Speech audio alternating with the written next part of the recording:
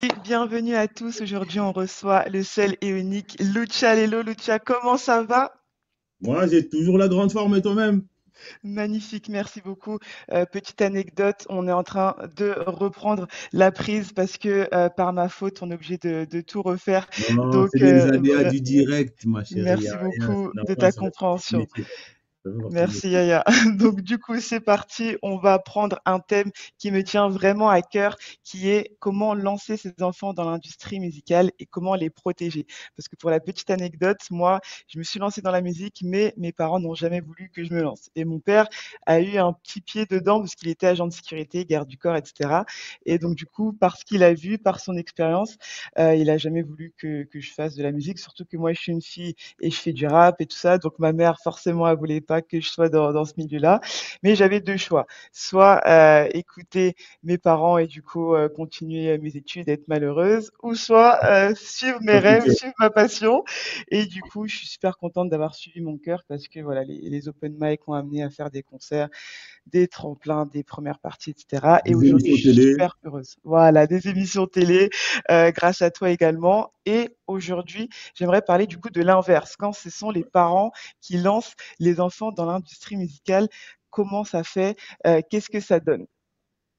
Alors, déjà, je répondrai à ton père. Moi aussi, j'ai été garde du corps, agent de sécurité, etc. Et parce que j'ai été ça, j'ai pu guider mes enfants dans la bonne direction. C'est ça. Big up à toi, papa. C'est important. Merci. C'est important. C'est vraiment important d'accompagner les enfants dans leurs rêves. C'est très, très important. Parce qu'on ne peut pas les frustrer. Il ne faut pas les frustrer. Si c'est ça qu'ils veulent faire, il faut le faire ça.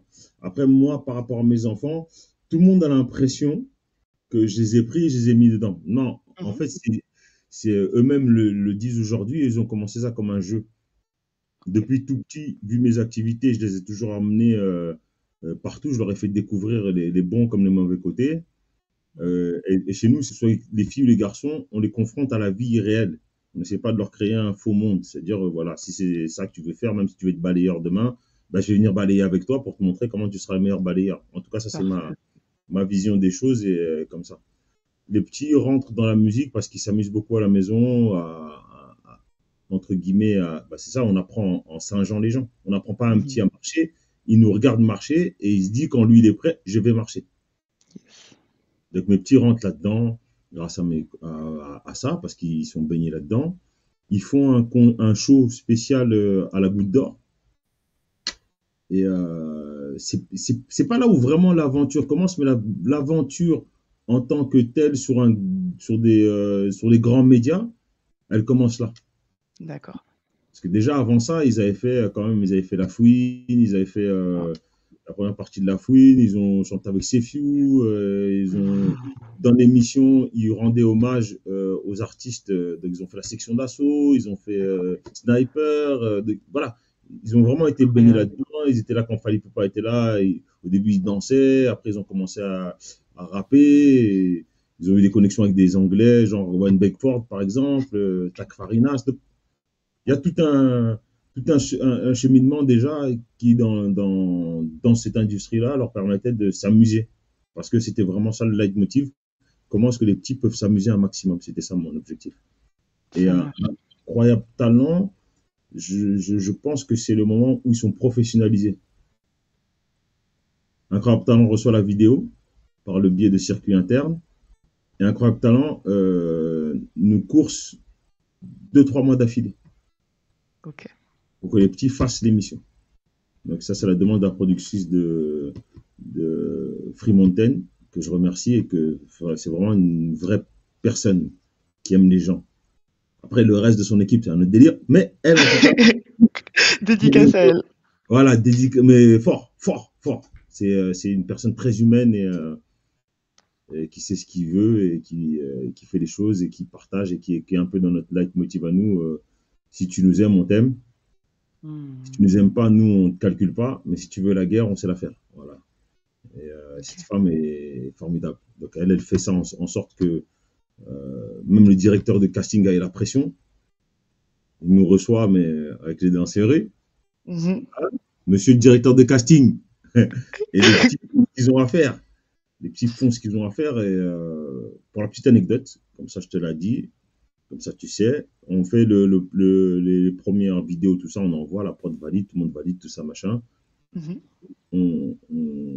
On va au théâtre, arrive au théâtre sans pression, tranquille, voilà, MC Lucha, c'est petit, tout ça, on rigole un peu. Et on arrive juste au couloir, comme on dit, juste avant de rentrer sur le terrain. Et Mhm. là, on sent une espèce de truc électrique. Nous, on a vraiment, à ce moment-là, de Stressant. l'appréhension, vraiment, parce que ça, c'est côté adulte. Et les enfants, ça va, ils ont l'impression, mais c'est pas... Il gère. Voilà, ils gèrent ça normal, mais voilà, tu sens quand même que pour eux, c'est un enjeu, puisque c'est eux qui demandent que j'accepte l'intervention d'un Crop Talent. D'accord.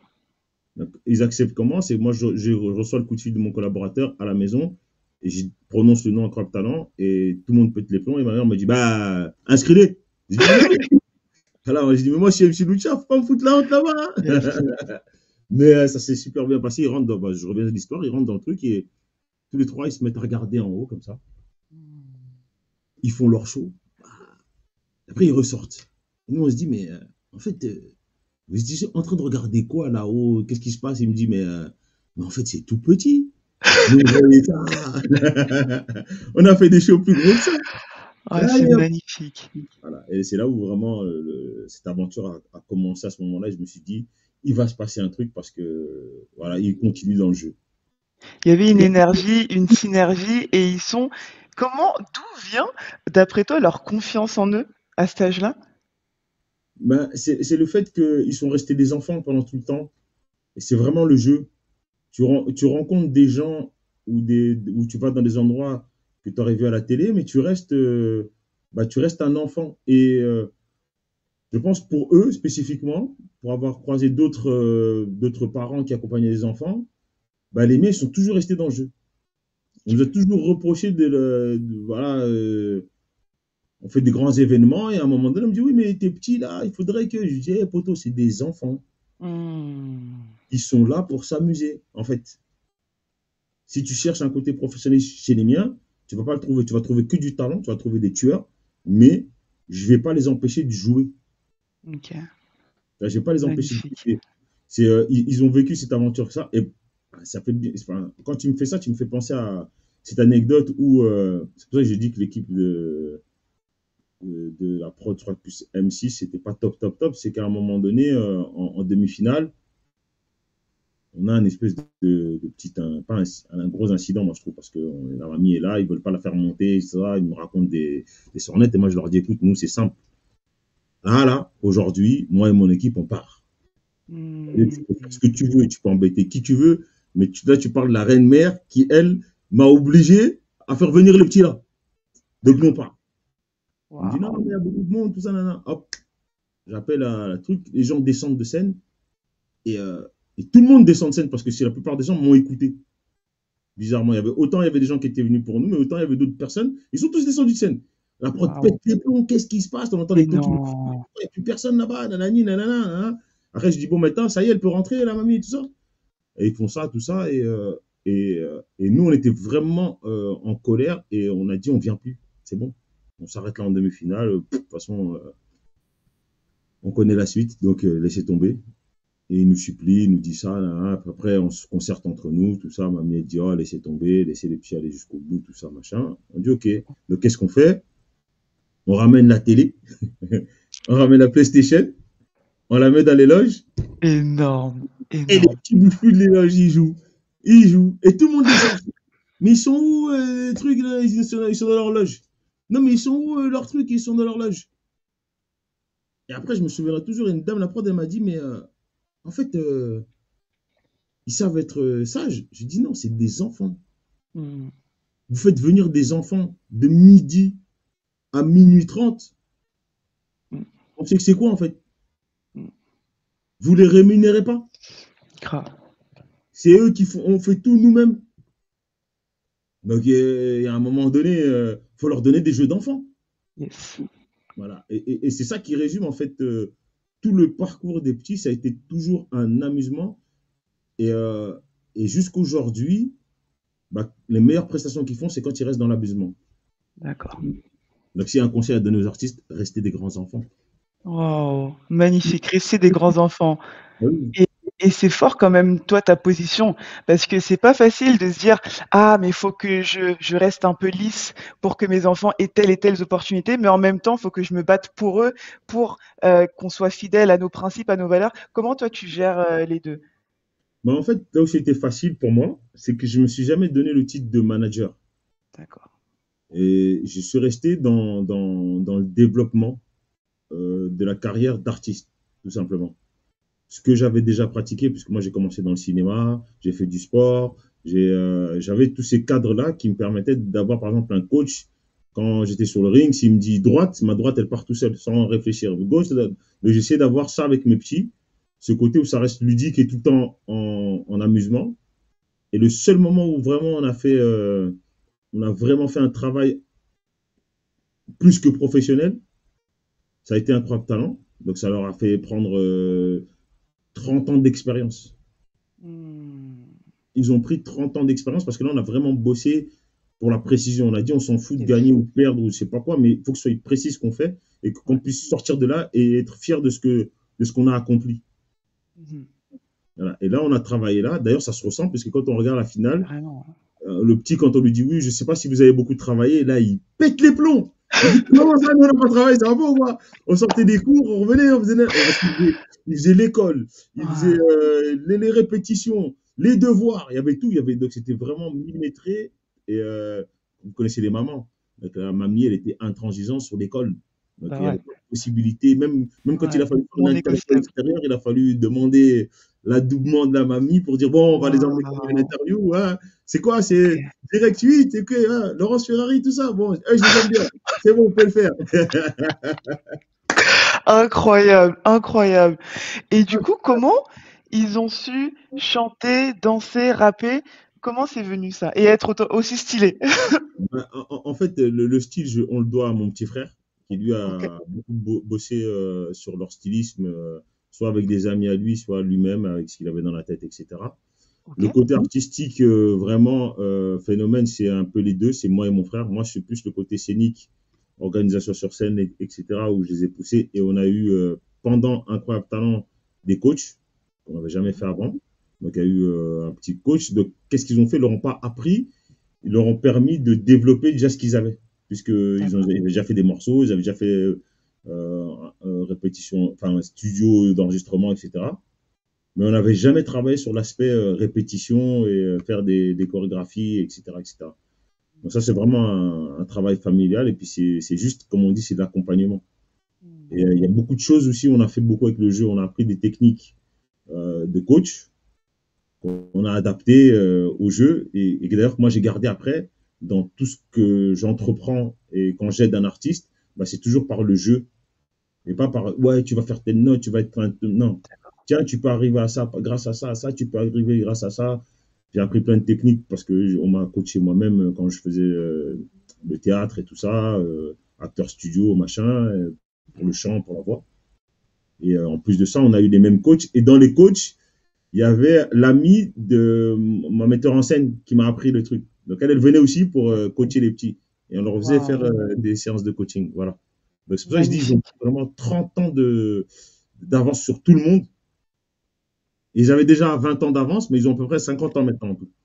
Et Grâce l'encadrement, ouais, ouais. un encadrement quand même de qualité et professionnel qui était autour d'eux et ça a fait vraiment la différence.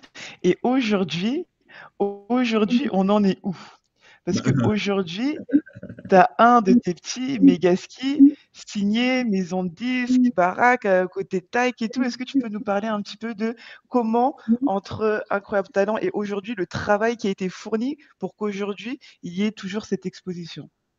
Alors, le travail il commence par le plus jeune, Didi Monet, qui lui fait sa première mixtape. OK. Il l'autoproduit du tout seul, jusqu'à il m'a imposé des managers, des trucs. Moi, j'ai rigolé, j'ai dit, bon, ok, Ah, tu veux manager. Mais je connais la fin de l'histoire, c'est ton père qui va finir le match, et d'ailleurs, c'est son père qui a fini le match, non. Mais le projet en lui-même est disponible sur YouTube. Il est très abouti et il a à l'époque même pas 16 ans. C'est le premier. Quand il fait ça, après, c'est le Megaski qui dit bon, moi aussi, je vais faire ma mixtape. Le lion des trois, c'est Lidam. Lui, il est bon qu'en équipe. Enfin, il est pas bon qu'en équipe. C'est lui le moteur de l'équipe. D'accord. C'est lui qui a fait que tous les deux autres ont voulu rapper, ont voulu être dans l'artistique. Ok. C'est lui qui nous emmène en finale. Parce que ce qu'il fait dans la demi-finale d'Incroyable Talent, c'est pas répété. Quand il monte sur la table, Ok. quand il va évoquer le truc, avant de revenir, comment est-ce que Megaski, je vais juste faire une petite aparté. Ça, c'est Mhm. une histoire, mais géniale. T'as la productrice qui arrive, qui venait très rarement sur le plateau. Mais comme je vous dis, quand elle rencontre des humains, elle est très humaine. Elle vient sur le plateau, elle assiste aux répétitions, tout ça, elle regarde. Et après, elle vient vers nous et elle nous dit, bon, ce serait bien à un moment donné que vous envoyiez quelque chose pour choquer Gilbert. Parce qu'à l'époque, c'était encore Gilbert Rozan qui Ok. faisait partie du jeu. Et lui était très, très dur au niveau des trucs.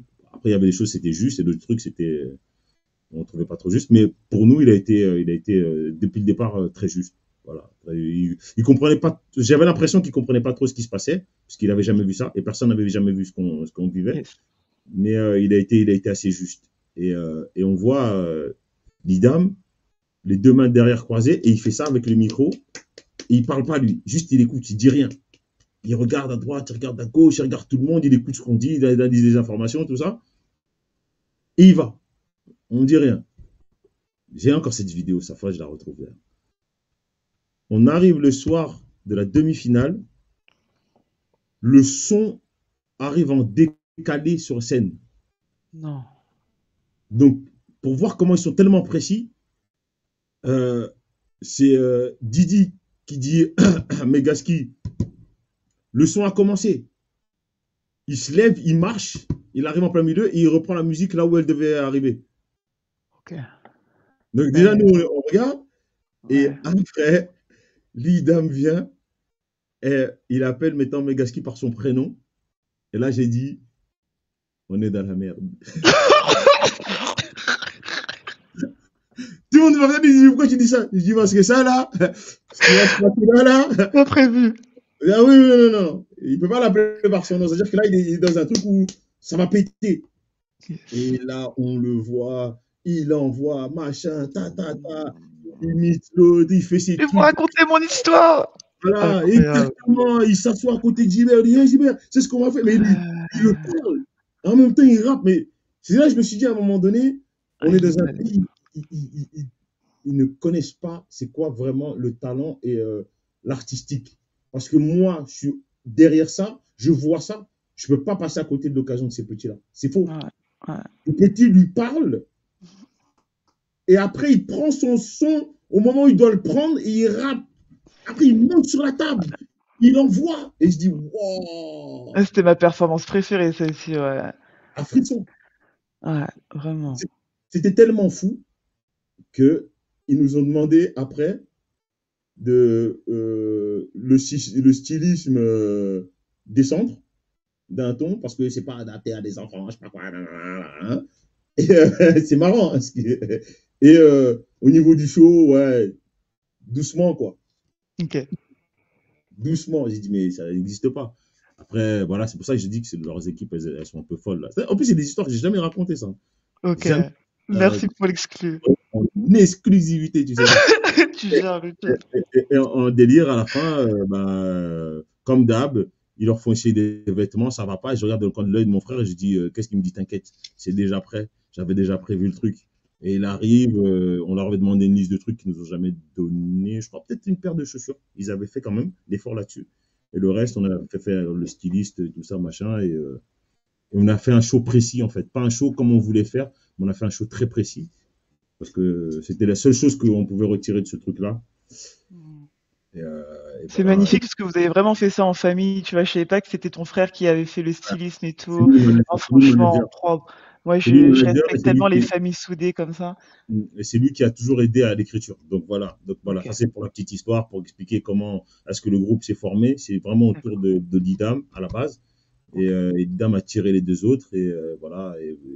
Et tout a avancé comme ça. Et Megaski maintenant, comment est-ce qu'il arrive à sa signature? C'est les deux autres, Didi et Didam, sont pas très chauds pour la signature. Parce qu'ils D'accord. estiment que les maisons de 10, tout ça, c'est pas trop leur délire. Ok. Et, Megaski, lui, il n'était pas ni l'un ni l'autre, mais il s'est dit, bon, opportunité, on va écouter. On a deux gros artistes qui viennent nous voir, enfin leur équipe qui viennent nous voir pour nous dire on veut la signature. Donc, il y avait Ok. Barak et de l'autre côté, il y avait Booba et son équipe qui vient. Waouh. Donc, voilà, pour dire que Booba est quand même quelqu'un qui a un œil, qui a un œil Ouais, un œil avisé, il laisse rien passer, Booba, hein. bah, lui, il ne s'est rien passé, donc ils font la demande et le petit, par le biais de ce que lui il a vécu et comment il le sentait, il s'est dit moi je veux prendre Barak parce que c'est plus cool. Ouais, c'est au feeling.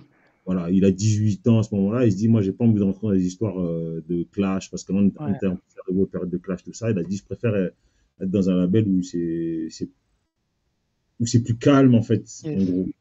Voilà, puis la Section ça faisait partie aussi de leur truc, même si ça avait été l'IDAM, je pense qu'on serait allé chez Booba. Ok. Mais comme il y avait une histoire en France, ils ont le syndrome de Jordi, ils signent pas les enfants, truc.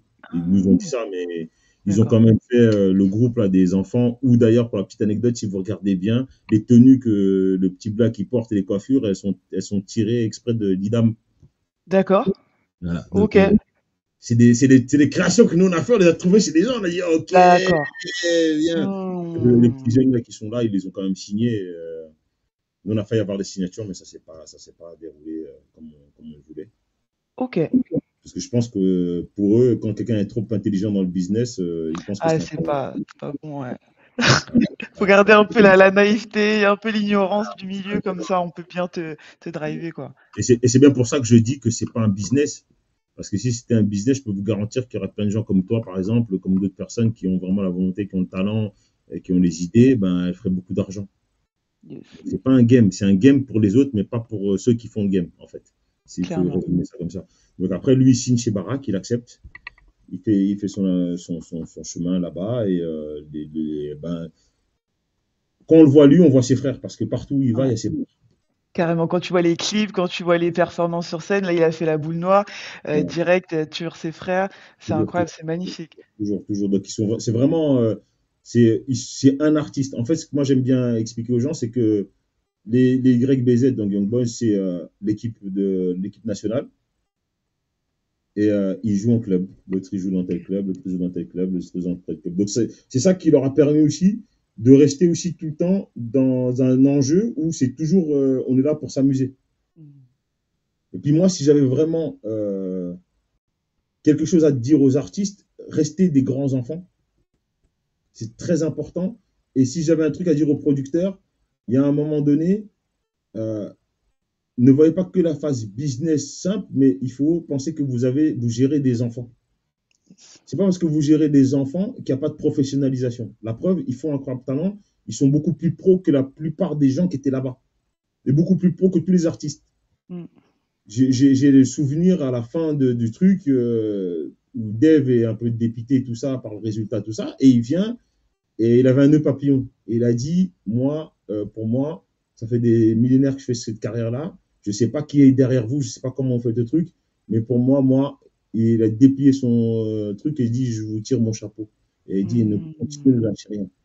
Parce que en gros, on est plus haut que plus haut. Même Gilbert lui-même a reconnu que voilà, ces petits avaient vraiment quelque chose en plus. Et là, pour une fois, ils Parce que tu avaient. sens le travail. Ce qu'on ressent, c'est le travail acharné derrière chaque performance, en fait. Ouais.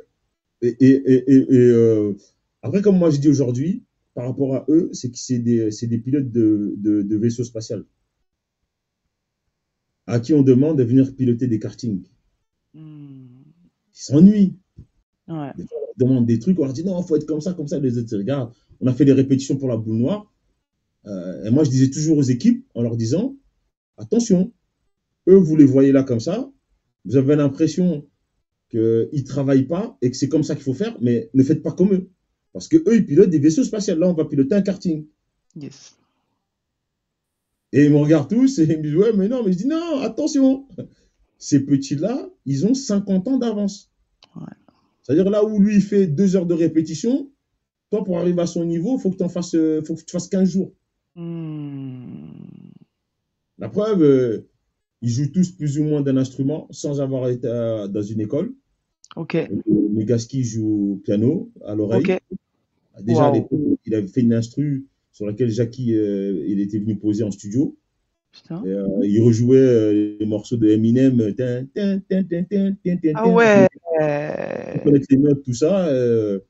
Didam, c'est la batterie, ça Ok, le défoule, il aime bien ça, il joue, il fait ses trucs.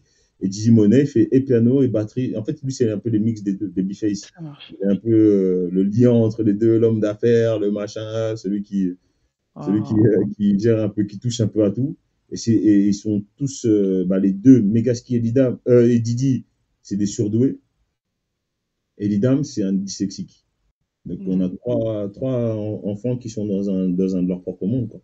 C'est ça que je dis aux Ok. gens, faites attention, ne les voyez pas comme ça. Si vous les voyez rigoler, lui, à la fin, il va avoir 20 sur 20 à son examen et toi, tu vas Yes. avoir un 2 en pensant que ben, lui, comment il lui arrive, lui ben, lui, c'est Mmh. déjà Ils un ont des bon. facilités et la Voilà. dernière question que j'avais pour toi, c'est comment toi tu gères, vu que tu es artiste aussi, il y a des choses que voilà, tu te dis: «Ah mais ça devrait sonner mieux, toi tu devrais faire ça», mais en même temps le laisser être libre dans son art, les laisser être libres dans son art. Est-ce que des fois tu interviens un petit peu dans leur création ou ça vraiment tu les laisses, eux-mêmes?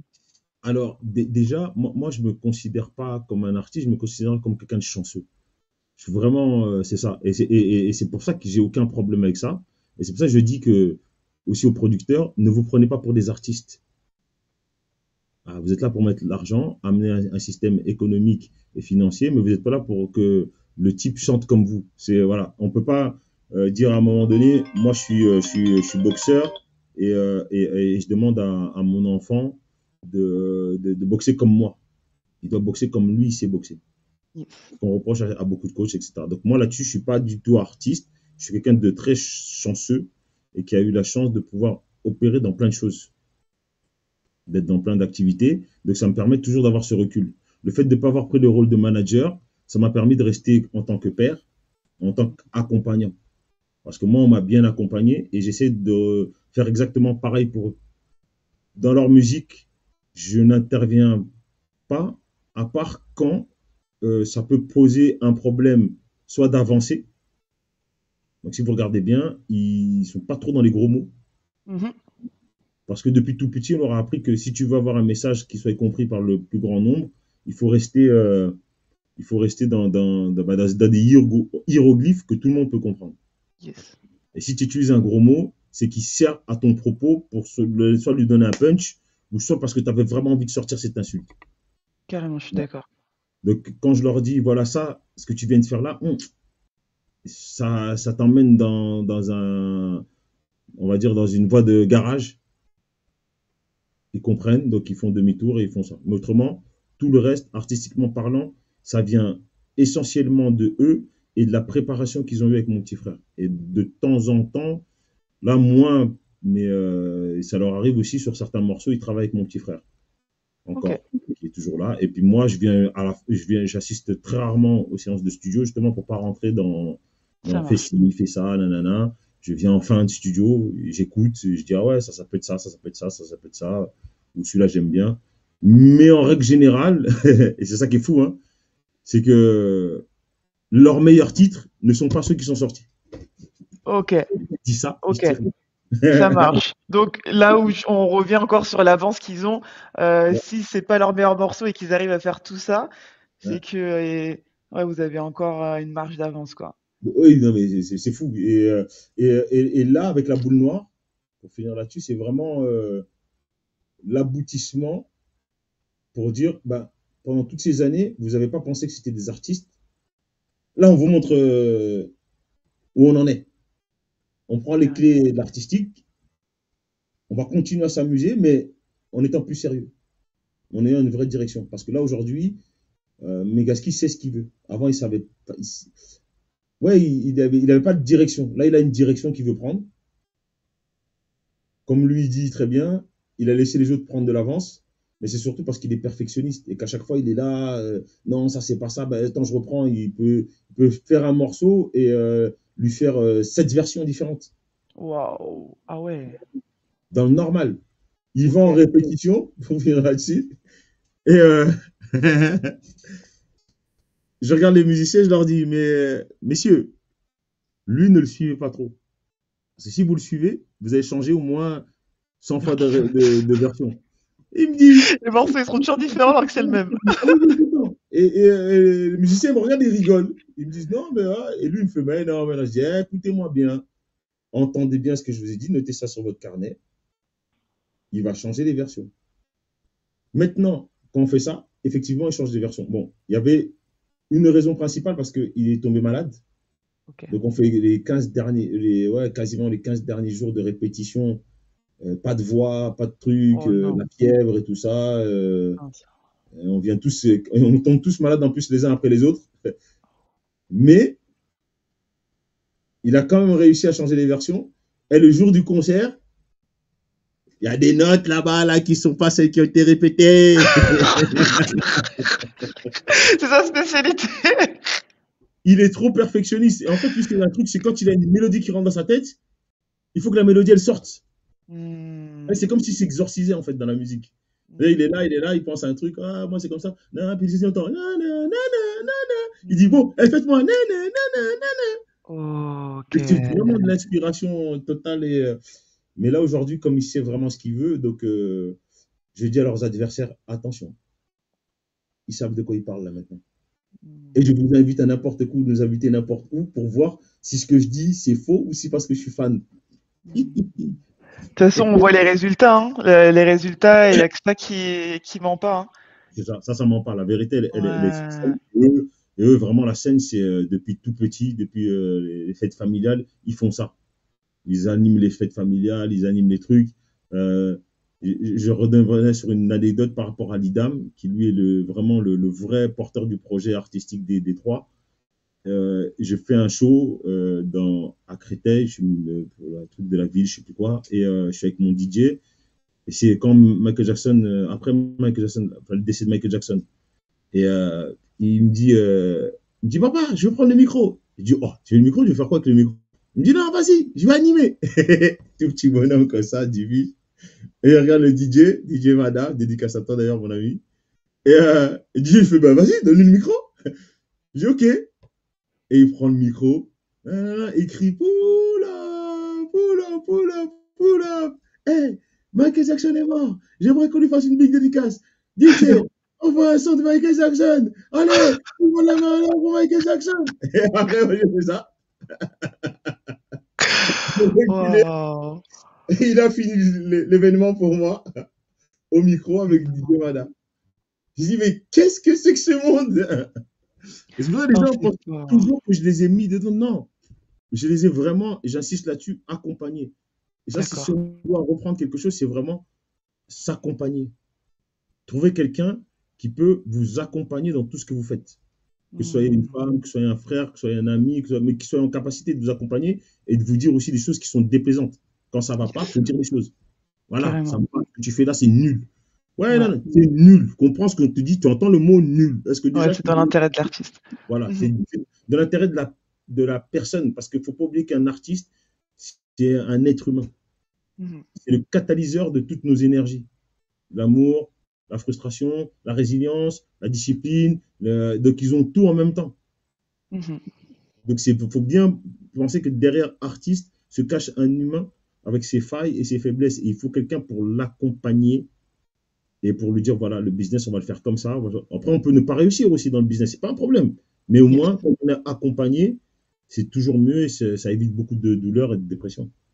Carrément. En tout cas, Lucia, t'as pas idée à quel point je suis heureuse d'avoir pu te parler aujourd'hui de ce sujet. Tu nous as fait un petit topo de comment tu as accompagné tes enfants qui sont des vrais génies, des vrais showman. On leur souhaite que le meilleur en tout cas et c'est bien parti. On sait qu'il y a encore du très très lourd qui arrive. Merci C'est également que le pour les début, la conseils boule que noire. c'est que le début, c'est C'est que le que le début début. franchement. C'est la suite Et mais c'est que le début pour l'industrie. Ils vont découvrir, ils yes, vont comprendre. Ils vont comprendre de quoi on parlait. 2024, vous ouais. allez comprendre. Parce que les deux autres aussi sont très énervés. Ils ont fait des Mmh. sons lourds, ils ont des trucs, ça arrive, ça va. C'est que le début. Franchement, merci en tout cas, Lucia, Moi, de les accompagner et de nous montrer que c'est possible, tu vois, que c'est compatible, tu vois, d'être parent et d'avoir des enfants dans la musique et de faire ça en famille, tu vois. Donc, hyper inspirant. Et puis j'ai hâte de distribuer ce message au monde. Merci pour tout, merci à Lucia. toi. Merci à toi. Et juste pour ton un petit truc avant de te quitter, tu as mis love, résilience et tout ça. Mais en fait, le vrai secret, c'est l'amour de ce que tu fais. Carrément. Tu as l'amour de ça et Ça te tu porte. t'emmènes une discipline.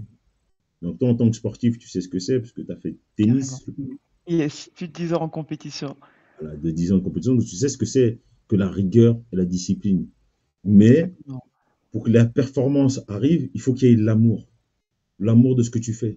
L'amour du beau ace, l'amour du slide, de faire courir quelqu'un dans le couloir, d'être satisfait de te dire ah, t'as vu, il a couru. Ah, il veut me blaguer, lui, attends, il va à la gauche, attends, il va à la droite, j'ai fini le point.